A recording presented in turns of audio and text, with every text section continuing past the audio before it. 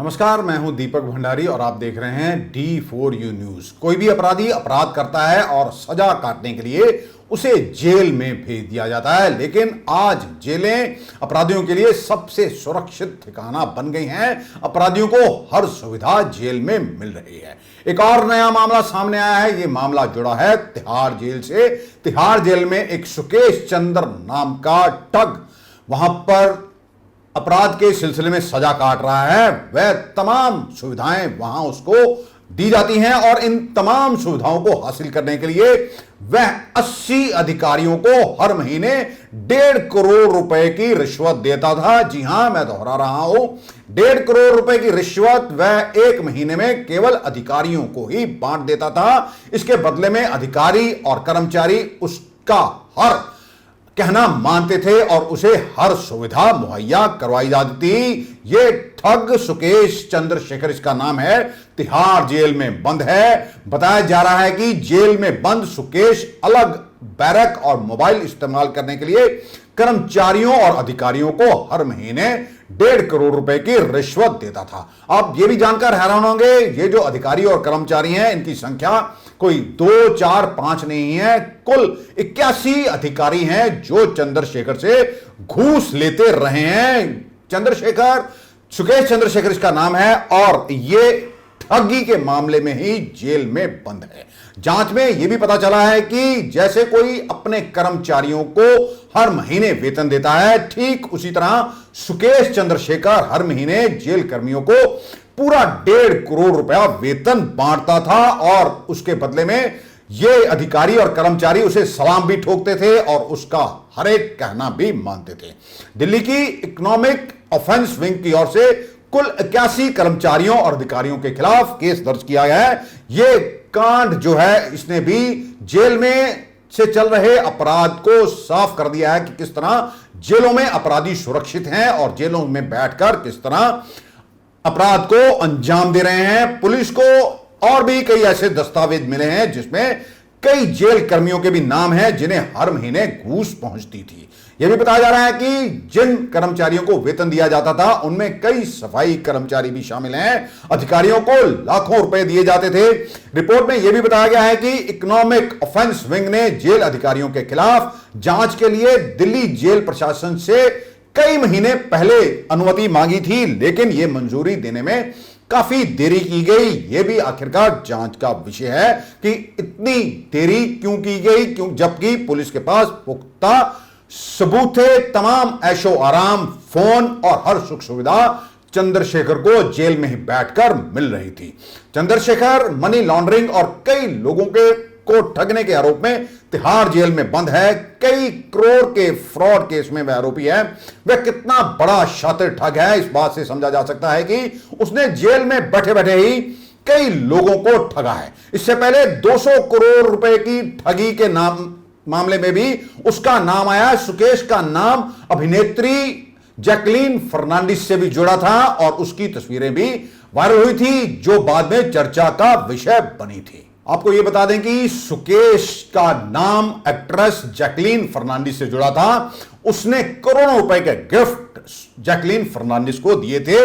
ED ने Jacqueline Fernandes से पिछले साल पूछताछ भी की थी और खासा पैसा भी उससे, काफी संपत्ति भी उसकी जब्त कर ली थी। उसको आप हैरान होंगे जानकर किस तरह के बेशकीमती गिफ्ट जैकलीन फर्नांडिस को सुकेश चंद्रशेखर की ओर से दिए गए। उसमें 3 पार्शियन बिल्लियां थी जिसमें हर एक बिल्ली की कीमत लगभग 9 लाख रुपए थी। एक अरबी घोड़ा भी दिया गया था जैकलीन फर्नांडिस को जिसकी कीमत 52 लाख रुपए दी गई थी। डायमंड के सेट और बेशकीमती जो है तोहफे वह भी जैकलीन फर्नांडिस को सुकेश चंद्र की ओर से दिए जाते रहे हैं। पिछले साल ईडी को दिए बयान में यह दावा भी किया था कि उसने जैकलीन को 7 करोड़ रुपए की ज्वेलरी गिफ्ट में दी है। उसने जैकलीन की अमेरिका में रहने वाली बहन को $1.5 लाख करीब 1 करोड़ 13 लाख रुपए का लोन भी दिया था और एक कार भी उसे भेंट की थी। आपको यह भी बता दें कि सुकेश चंद्रशेखर कितना बड़ा ठग है। उसने फार्मा कंपनी रणबैक्सी के पूर्व प्रमोटर शिविंदर सिंह की पत्नी अदिति सिंह से भी 200 करोड़ रुपए की ठगी की थी। सुकेश ने कथित तौर पर खुद को बताया था कि वह केंद्र सरकार के एक बड़े अफसर के तौर पर तैनात है और अदिति सिंह से जेल में बंद उनके पति शिविंदर सिंह को जमानत दिलाने के लिए पैसों की 200 करोड़ रुपए की वसूली यह सुकेश चंद्र कर चुका है। फोन के जरिए ही इसने अदिति सिंह को फंसाया और 200 करोड़ रुपए ठग लिए। यह मामला भी खासा चर्चा में रहा था। अब आपको यह देखकर जानकर हैरानी होगी कि किस तरह तिहाड़ जेल में बंद ही तमाम अपराध को अंजाम दिया जा रहा है। अगर हम बात करेंगे पंजाब में चर्चित हत्याकांड सिद्धू मूसेवाला हत्याकांड की भी, तो उसकी भी जो साजिश थी तिहाड़ जेल में बैठकर ही रची गई थी। 29 मई को सिद्धू मूसेवाला का कत्ल कर दिया गया था और कुछ ही समय के बाद गैंगस्टर लॉरेंस बिश्नोई और कनाडा में बैठे उसके साथी गोल्डी बराड़ ने सोशल मीडिया पर इसकी जिम्मेदारी ले ली थी। अब पंजाब पुलिस की हिरासत में है लॉरेंस बिश्नोई और उससे पूछताछ की जा रही है। उसने बताया है किस तरह से गैंगस्टरों का एक पूरा नेटवर्क देश भर में फैला हुआ है और एक ऑर्गेनाइज्ड क्राइम को अंजाम दिया जा रहा है। इसके बदले में वह अधिकारियों को घूस देते हैं।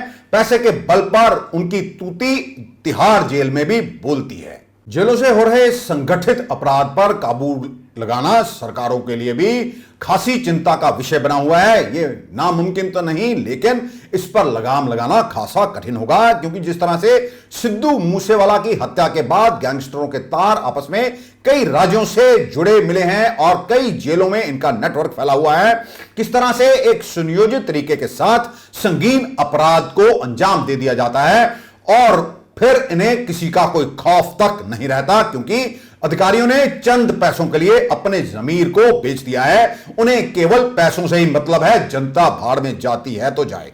अब यह भी सामने आ रहा है कि जिस तरह फिल्मों में पहले दिखाते थे अपराधियों के लिए सबसे सुरक्षित ठिकाना जेलें ही माने जाने लगी हैं, क्योंकि उनका हर काम जेलों से अंदर बैठे बिठाए होता है। पंजाब में भी आरोप लगे थे कि उत्तर प्रदेश के बाहुबली मुख्तार अंसारी को पंजाब की जेल में रखा गया और उसे तमाम सुविधाएं मुहैया करवाई गई। हाल ही में पंजाब के जो बजट का जो विधानसभा सत्र हुआ है उसमें भी यह मामला खासा उठा था और विधायकों और मंत्रियों की ओर से किस तरह आरोप लगाए गए थे कि मुख्तार अंसारी को कांग्रेस की सरकार ने किस तरह तमाम सुविधाएं जेल में ही मुहैया करवाई और बाद में उत्तर प्रदेश सरकार को मुख्तार अंसारी को हासिल करने के लिए सुप्रीम कोर्ट का दरवाजा खटखटाना पड़ा था। अब जनता के जहन में यह सवाल भी कौंध रहा है कि किस तरह 81 कर्मचारियों और अधिकारियों पर मामला दर्ज कर लिया गया है। अब क्या जो पैसा इन्होंने खाया है उससे वसूल किया जाएगा और इन्हें क्या सजा दी जाएगी, या फिर इक्का दुक्का अधिकारियों या कर्मचारियों पर ही कार्रवाई करके मामले को रफा दफा कर दिया जाएगा।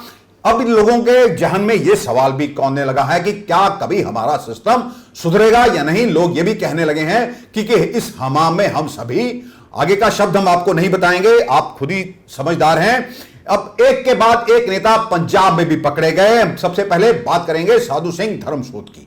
किस तरह पेड़ काटने के लिए किस तरह वह रिश्वत लेता था और करोड़ों रुपए पेड़ काटने की एवज में ले लिए। कई अधिकारी इसमें फंसे हुए हैं, वह भी इस समय जेल में बंद है। उसके बाद नाम आता है संगत सिंह गिलजिया का, वो भी अभी पुलिस को वांटेड हैं। जोगिंदर सिंह भुआ जो कि विधायक हैं, माइनिंग से उनका नाम जुड़ा था, उन्हें फिलहाल जो है बेल मिल चुकी है। जो भारत भूषण आशु जिनका नाम जुड़ा था फूड एंड सप्लाई घोटाले में, 2000 करोड़ रुपए का यह घोटाला होता है। फिर नाम आता है अमरिंदर सिंह राजा वड़िंग का कि उन्होंने बसों की बॉडियां बनवाने के लिए करोड़ों रुपए की रिश्वत ली। पंजाब में एक आईएएस अधिकारी की भी गिरफ्तारी होती है और उससे 12 किलो सोना मिलता है। इसके अलावा और भी पैसे मिलते हैं। किस तरह अधिकारी पंचायतों का पैसा हड़प गए यह भी सामने आया था। यह अधिकारी कैसे एक ही दिन में करोड़ों रुपए की ग्रांट आती है और शाम को करोड़ों रुपए जारी बांट भी दिए जाते हैं।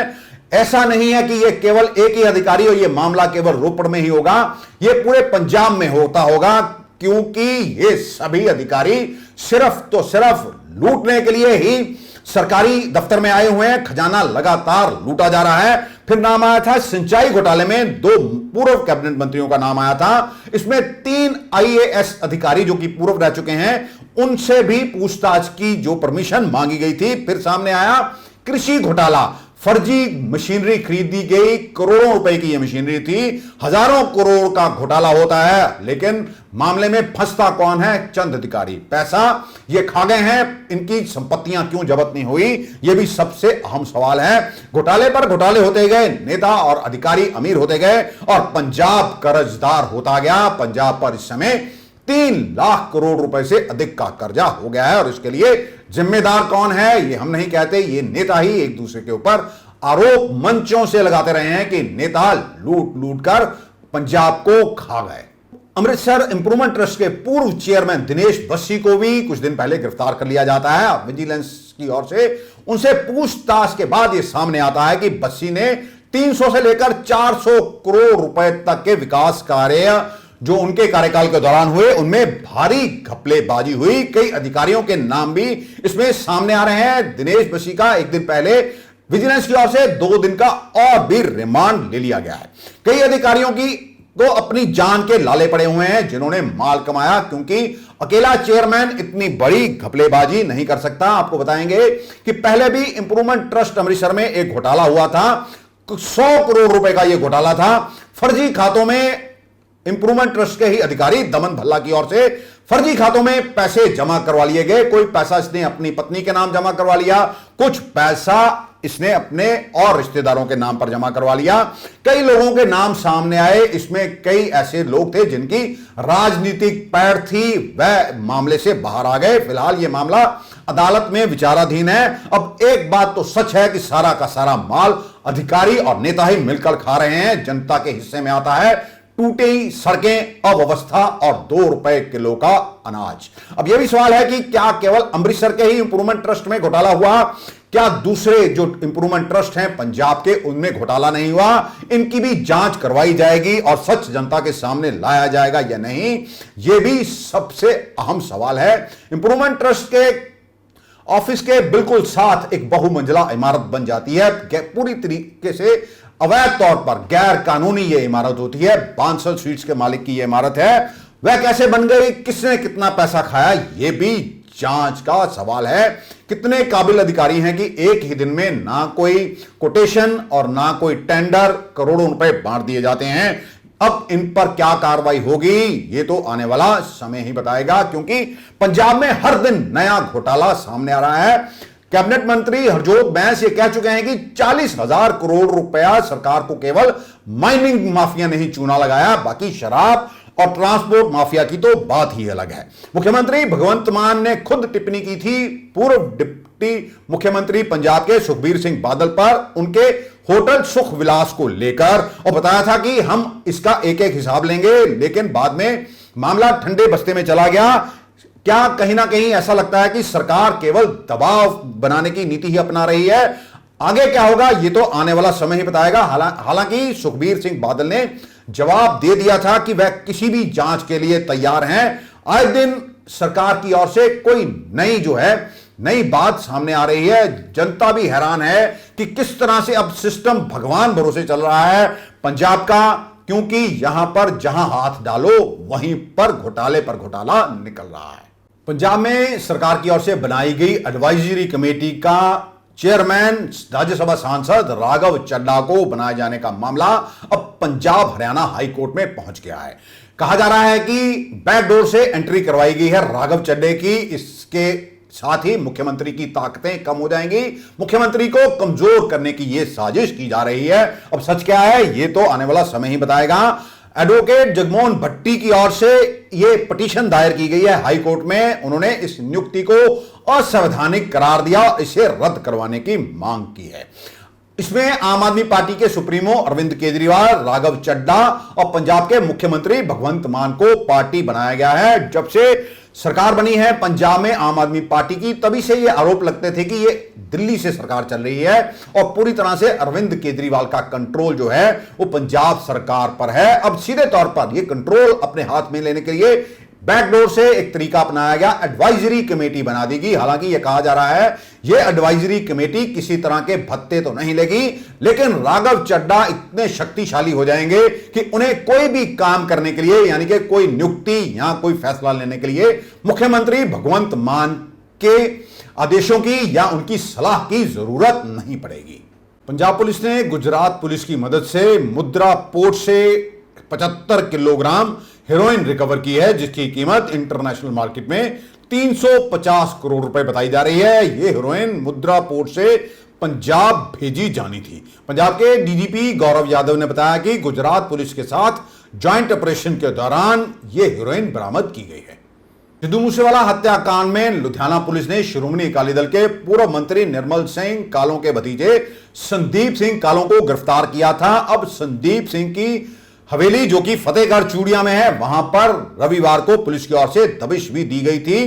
पुलिस को वहां से पिस्तौल और रौंद भी मिले हैं। ऐसा कहा जा रहा है कि संदीप कालों ने पुलिस को बताया है कि उसका बचपन का दोस्त है रंजीत सिंह, जो उसी के पास रहता है। रंजीत सिंह और जग्गू भगवानपुरिया की खासी दोस्ती है। इस कारण रंजीत और जग्गू भगवानपुरिया ने ही उसे 2 पिस्तौल और 28 गोलियां रखने को दी थी।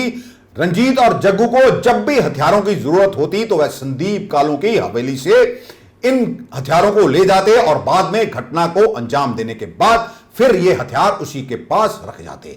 आप देख सकते हैं कि किस तरह से अब नेताओं के भी गठजोड़ इन गैंगस्टरों के साथ हैं। अब आम आदमी जाएगा तो जाएगा कहां। संदीप कालों की निशानदेही पर ही पुलिस ने उसकी हवेली से एक 45 बोर का पिस्तौल जो कि यूएसए का बना हुआ है, एक 9mm का पिस्तौल जो कि जर्मनी का बना हुआ है और 28 गोलियां बरामद की हैं। पुलिस मामले की जांच कर रही है। मंगलवार को अदालत में पेश भी किया गया है। संदीप कालों ने मानसा में मूसेवाला को मारने के लिए 3 शूटर भेजे थे। यह भी उसके ऊपर इल्जाम लगे हुए हैं। अब सच क्या है यह तो आने वाला समय ही बताएगा, लेकिन जिस तरह से सिद्धू मूसेवाला हत्याकांड में गैंगस्टरों का एक संगठित ऑर्गेनाइज्ड क्राइम सामने आया है, उसने पुलिस को भी हैरान कर दिया है। लोग भी ये सोचने को मजबूर हो गए हैं कि वह सुरक्षित हैं। आखिरकार लोग करें तो क्या करें, जेलों में बैठकर फिरौतियां मांगी जा रही हैं और इसके लिए आखिरकार जिम्मेदार कौन है? क्या सरकारों ने लोगों को भगवान भरोसे छोड़ दिया है? लोग आखिर करें तो करें क्या? सट्टेबाजों, दड़े सट्टेबाजों का भी पुलिस के साथ गठजोड़ हो चुका है। पुलिस को ये महीना भरते हैं, हर दिन अखबारों की ये भी सुर्खियां बनती हैं। भाजपा के राष्ट्रीय महासचिव तरुण चुग ने कहा कि पंजाब में ऐसी सरकार है जिसका स्टीयरिंग अरविंद केजरीवाल के हाथ में है और कंडक्टर की सीट पर बैठ गए हैं अब राघव चड्ढा। पंजाब के मुख्यमंत्री भगवंत मान और उनके तमाम मंत्री व विधायक बस में सवारियों के समान ठूस दिए गए हैं। एक ऐसी सरकार रूपी बस चल रही है जिसका स्टीयरिंग केजरीवाल के हाथ में है। पंजाब की सरकार स्टीयरिंग दिल्ली के मुख्यमंत्री केजरीवाल के हाथ में है और कंडक्टर की सीट पर राघव चड्ढा जी बैठे हैं। भगवंत मान जो कि चुनी हुई सरकार और उनकी कैबिनेट, उनके विधायक उस बस के अंदर एक मासूम सवारी की तरह है। क्या करना है, किसे करना है, कहां जाना है, कोई मालूम नहीं। अब दिल्ली वाले पंजाब को चला रहे हैं। ये जनादेश का भी विरोध का भी अपमान है और ये संवैधानिक संस्थानों का भी अपमान है। ये अनकॉन्स्टिट्यूशनल है कि आप एक स्टेट की बागडोर दूसरी चुनी हुई सरकार के आदमियों के हाथ में पहुंचा। मशहूर रेसलर दिलीप सिंह राणा का एक वीडियो वायरल हो रहा है जिसमें वह टोल कर्मचारी के साथ भिड़ रहे हैं। टोल कर्मचारी उनकी कार को घेर लेता है और कहता है कि उसने उनको थप्पड़ मारने की हिम्मत कैसे की। टोल कर्मी का कहना है कि जब उसने आईडी मांगी ग्रेट खली से तो उसने उसे थप्पड़ मार दिया। हालांकि ग्रेट खली ने इन आरोपों को बेबुनियाद बताया और कहा कि टोल कर्मी कार में घुसकर फोटो खिंचवाने की जिद कर रहे थे। इस पर यह बहस हुई है। हालांकि पुलिस ने वहां पर मौके पर मामला शांत करवाया, लेकिन वीडियो में साफ दिख रहा है ग्रेट खली के साथ किस तरह ये लोग पेश आ रहे हैं। ग्रेट खली भी आगे से इनके साथ बहस कर रहे हैं। फिलहाल किसी भी पक्ष ने पुलिस में इसकी शिकायत नहीं की है। मुंडे दे हाथ क्यों चुक्या? मैं कमलजीत फलोरिया बोलदा हां। तू मुंडे दे हाथ क्यों चुक्या? ए चपेट मारी आ मुंडे दे चपेट मारी तू। ए चपेट क्यों मारी है? तू आई कार्ड मांगे, आई कार्ड दिखा, आई कार्ड दिखा। हैं ब्लैकमेल नहीं कर रहे मैं ब्लैकमेल नहीं कर रहे। तू ये चपेट क्यों मारी? आई कार्ड काट दे, आई कार्ड है दे। आई कार्ड नहीं है मेरे पास। तो फिर इसको मार क्यों रहा है?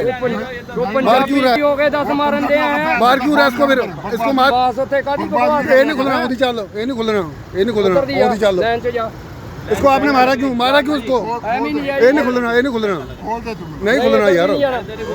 यार सदना जी सदना यार, नहीं खुलना, ये नहीं खुलना, वो नहीं खुलना भाई। वो छाड़ तू जरा, ओ भाई ये नहीं खुलना यार। तू भूल जा, मेरे तू भूल जा जो भी ਜਿੱਦਾਂ है। ਮਰਜ਼ੀ ਕੱਢ ਲਾ। तू भूल जा भी ये रैसलर दूसरा तू जो रैसलर चक्कर भूल जा यार। तू ਇੱਧਰ ਦੀ ਨਹੀਂ ਆਣਾ। ਲੈ ਆਉਂਦੀ ਚੱਲ, ਆਉਂਦੀ ਚੱਲ। ਸਾਡੇ ਨਾਲ ਏਦਾਂ ਬੈਕ ਕਰੋ ਗੱਡੀ, ਬੈਕ ਕਰੋ ਵੀਰੇ। ਉਹ ਬੈਕ ਕਰਾ ਜਾਂ ਗੱਡੀ ਬੈਕ ਕਰਾ। ਮੈਂ ਖਲੋਤਾ ਇੱਥੇ। ਉਹ ਜੁੱਤੀਆਂ ਨਾ ਖਾ ਲਈ। ਓਏ ਰੋ, ਉਹ ਲੈ ਉੱਥੇ ਪੁਲਿਸ ਦੀ ਪੁਲਿਸ ਦੀ ਗੱਡੀ ਆ। ਨਹੀਂ ਨਹੀਂ ਇੱਧਰ ਦੀ ਜਾਣੀ ਨਹੀਂ। ਉਹ ਜਾਣ ਨਹੀਂ ਦੇਣੀ ਗੱਡੀ ਨਾ ਬਾਜੀ। ਇਹ ਇੱਕ ਦੇ ਥੱਪੜ ਮਾਰਿਆ ਬੰਦਿਆਂ ਦੇ ਯਾਰ। ਬੰਦੇ ਨੇ ਚਪੇੜ ਮਾਰਤੀ ਬਿਨਾਂ ਗੱਲ ਤੋਂ ਹੀ। ਗੱਡੀ ਨਾ ਗੱਡੀ ਆਈ ਕਾਰਡ ਆਈ ਕਾਰਡ ਮੰਗ ਰਹੇ ਆ। ਆਈ ਕਾਰਡ ਮੰਗਿਆ ਤੇ ਥੱਪੜ ਮਾਰਤਾ। ਦਬਕੇ ਕਿੰਨੇ ਮਾਰਿਆ? ਥੱਪੜ ਮਾਰਿਆ ਤੂੰ? ਥੱਪੜ ਕਿਉਂ ਮਾਰਿਆ ਤੇ? ਮੁਲਾਜ਼ਮ ਖੜੇ। ਬਲੈਕਮੇਲ ਨਹੀਂ ਕੀਤਾ, ਥੱਪੜ ਮਾਰਿਆ ਤੂੰ ਇਹਦੇ। ਆ ਕੈਮਰੇ ਉੱਪਰ ਚੈੱਕ ਕਰਾ ਦਿੰਦੇ ਆ। ਇਹ ਥੱਪੜ ਕਿਉਂ ਮਾਰਿਆ ਇਹਦੇ?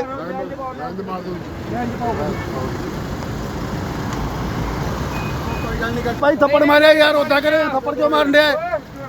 ਹੈਲੋ ਹੈਲੋ, ਮਾਰਨਾ ਨਹੀਂ ਤਾਂ ਮੈਂ ਦੱਸਦਾ, ਧੱਕਾ ਨਹੀਂ ਕਰਨਾ। ਹੈਲੋ, ਬਲੈਕਮੇਲ ਕਰ ਰਹੇ ਆ। ਆ ਗੱਡੀ ਦਾ ਨੰਬਰ ਹੈ ਖਲੀ ਦਾ। ਆ ਦੇਖ, ਆ ਸਾਲਾ ਬਾਂਦਰ ਜਿਹਾ ਬਲੈਕਮੇਲ ਤੂੰ ਕਰਨੇ ਤੇ ਧੱਕਾ ਕੱਢਿਆ ਐਵੇਂ। ਤੂੰ ਰੈਸਲ ਉਧਰ ਭੁੱਲ ਜਾ ਇੱਥੇ। टोल प्लाजा पर हुई घटना की शिकायत दिलीप राणा उर्फ द ग्रेट खली ने लुधियाना के पुलिस कमिश्नर ऑफिस में की है, जहां पर उन्होंने ज्वाइंट कमिश्नर प्रज्ञा जैन से बात की। इसी को लेकर ग्रेट खली ने अपना एक वीडियो भी जारी किया है। हेलो दोस्त, सत श्री अकाल, नमस्कार। मैं हूं द ग्रेट खाली। और जो कल टूल टैक्स फ्लोर पे जो हैपन हुआ है उसके बारे में बताना चाहूंगा।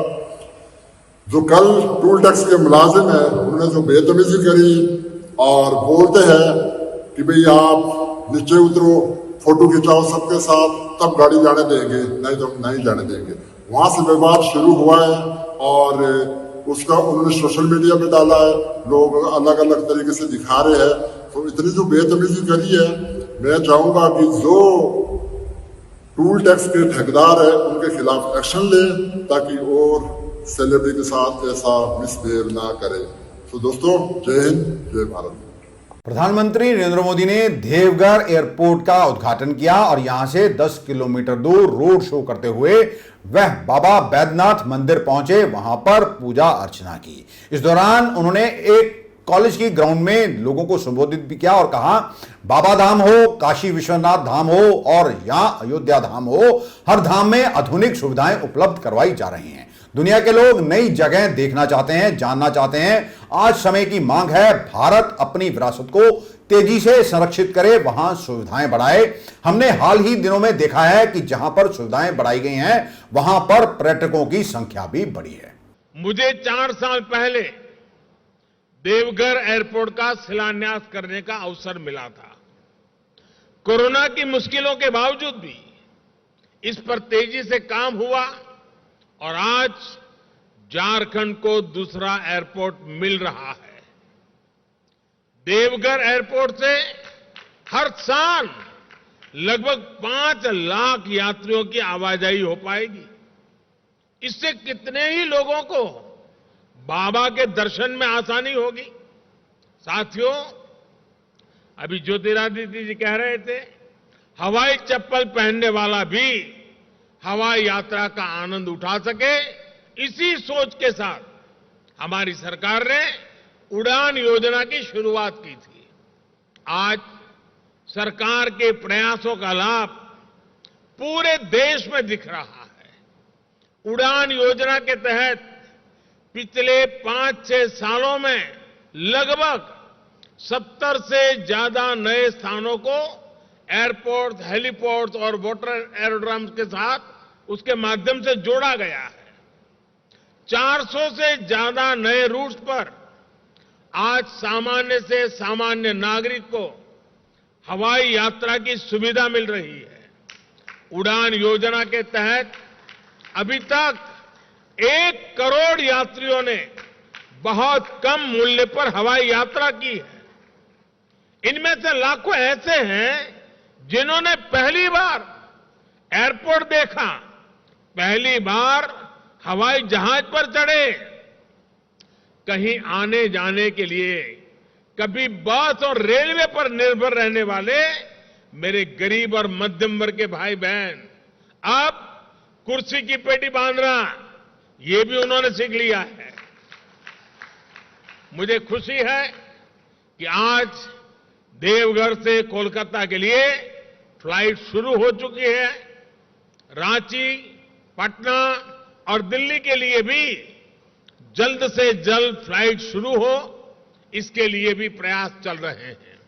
पंजाब सरकार ने 1 जुलाई से हर बिल में 600 यूनिट मुफ्त बिजली स्कीम में कुछ शर्तों को हटा दिया है, जिसके बाद जनरल कैटेगरी में सिर्फ बीपीएल परिवारों यानी कि जो परिवार गरीबी की रेखा से नीचे रहते हैं उन्हें ही 600 यूनिट 2 महीने के फ्री मिलेंगे। वहीं एससी, बीसी और फ्रीडम फाइटर फैमिली को हर बिल में 600 यूनिट बिजली मुफ्त मिलेगी। इस बाबत सरकार ने बिजली विभाग के मुख्य सचिव को एक पत्र भी भेज दिया है। आपको बता दें कि जब पंजाब में चुनाव थे तो आम आदमी पार्टी ने वायदा किया था कि सरकार बनी तो हर घर को हर महीने में 300 यूनिट बिजली मुफ्त मिलेगी। सरकार बनी तो इसे 1 जुलाई से लागू करने का ऐलान कर दिया गया।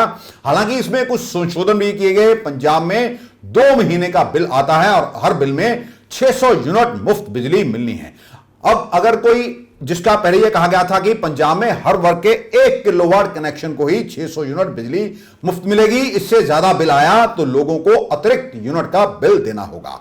अगर कनेक्शन 1 किलोवाट से ज्यादा है तो 600 से ज्यादा यूनिट खर्च करने होंगे, पर उन्हें पूरा बिल चुकाना होगा। इसमें हर तरह की कैटेगरी को शामिल किया गया था। अब ये शर्तें हटाई गई हैं। अब पंजाब में एससी, पिछड़ी श्रेणियों और फ्रीडम फाइटर को फायदा होगा। उनका कनेक्शन भले ही कितने भी किलोवाट का क्यों ना हो, उन्हें हर हाल में 300 यूनिट प्रति माह बिजली मुफ्त मिलेगी। सरकार के इस फैसले से जनरल कैटेगरी को खासा झटका लगा है। जनरल कैटेगरी के बीपीएल परिवार को 600 यूनिट बिजली मिलेगी, उन्हें इसके अतिरिक्त यूनिट का बिल देना होगा। हालांकि जो बीपीएल कार्ड होल्डर नहीं है उन्हें अब 600 यूनिट से ज्यादा अगर बिल आया तो उन्हें पूरा बिल चुकाना होगा। इसका विरोध भी होने लगा है। जनरल कैटेगरी के लोगों का यह कहना है कि अगर वह जनरल कैटेगरी में आते हैं तो इसमें उनका क्या कसूर है। पहले ही लोग महंगाई के बोझ के तले दबे हुए हैं। सरकार ने प्रदेश में 113 पुलिस अधिकारियों के तबादले किए हैं। इसमें कई अमृतसर के अधिकारी भी शामिल हैं। अमृतसर के इनायतपुरा इलाके में गांव निवासियों की ओर से 3 अज्ञात व्यक्तियों को काबू किया गया है। ऐसा कहा जा रहा है कि ये तीनों गैंगस्टर हैं। पुलिस मामले की जांच कर रही है। उत्तर प्रदेश के एक सरकारी स्कूल में टीचर ने 5 साल की मासूम बच्ची की पिटाई कर दी। यह वीडियो सोशल मीडिया पर वायरल हो रहा है। बच्ची जब अपने घर पहुंची तो उसके चेहरे पर चोटों के निशान थे। परिवार वालों ने स्कूल में शिकायत दर्ज कराई। टीचर ने उल्टे परिजनों से सुलहनामा लिखवा लिया और किसी को ना बताने की हिदायत भी दी। पूरा मामला सामने तब आया जब यह वीडियो वायरल हुआ। किसी ने चुपके से बच्ची की पिटाई का वीडियो बना लिया और बाद में जिसे वायरल कर दिया गया। इस पर लोग तरह तरह के कमेंट भी दे रहे हैं। आज के लिए बस इतना ही। कल आपके समक्ष फिर हाजिर होंगे। तब तक के लिए नमस्कार।